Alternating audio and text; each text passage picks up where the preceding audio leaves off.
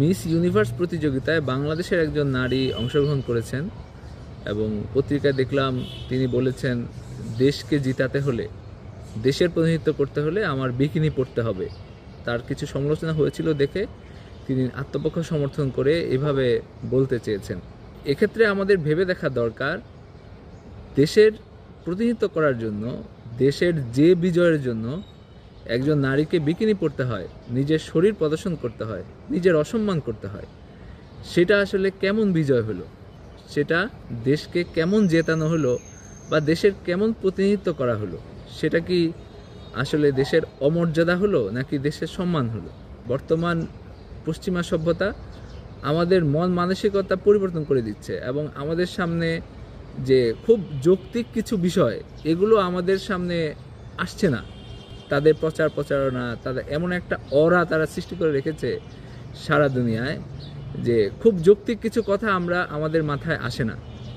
আমরা যদি পুরুষদের ক্ষেত্রে ধরি, যে একজন পুরুষ তার শরীর প্রদর্শন করছে, সে শুধু আন্ডারওয়্যার পরে বিশ্বের সামনে দাঁড়িয়েছে এবং তার বিশেষ অঙ্গের সাইজ সে সবাইকে দেখাচ্ছে যে আমারটা সবচেয়ে বড়, এবং এর মাধ্যমে বাংলাদেশের সম্মান প্রতিষ্ঠিত হচ্ছে। এই অযৌক্তিক অবাস্তব চিন্তাভাবনা পশ্চিমা সভ্যতা আমাদের মাথায় দিয়েছে যে এটা দেশের মর্যাদা হলো। এরকম একটা প্রতিযোগিতার আয়োজন আপনারা করেন, সারা পৃথিবী থেকে মানুষজন আসুক, এসে নিজের জননাঙ্গ প্রদর্শন করুক, সেটা দেখে এটা একটা প্রতিযোগিতা হোক, তখন বলবেন যে এটা কোনো সভ্য ব্যাপার না। এটা যদি সভ্য ব্যাপার না হয়, তাহলে একজন নারীকে বিকিনি পরে মানুষের সামনে উপস্থিত হইতে হবে এবং বিকিনি পরে নিজের শরীর প্রদর্শন করে দেশকে জিতাতে হবে, বিজয়ী হইতে হবে। এটা কোন ধরনের সভ্য প্রতিযোগিতা হলো?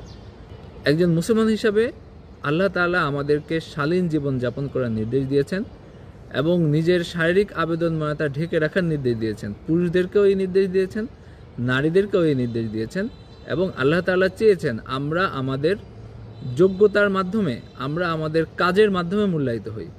আমরা যেন আমাদের শরীর প্রদর্শনের মাধ্যমে আমাদের শরীরটা যেন মূল বিষয় না হয়ে ওঠে। এটা একজন নারীর জন্য, একজন মানুষের জন্য অমর্যাদাকর। যদি তার কাজের চেয়ে, তার মেধার চেয়ে, তার চেষ্টার চেয়ে তার শরীরটা বেশি গুরুত্বপূর্ণ হয়। একজন নারী, সে যদি ভালো পড়াশোনা করে, সে যদি ভালো অবদান রাখে তার সমাজের জন্য, মানুষের জন্য, তাহলে সে সম্মানিত হবে।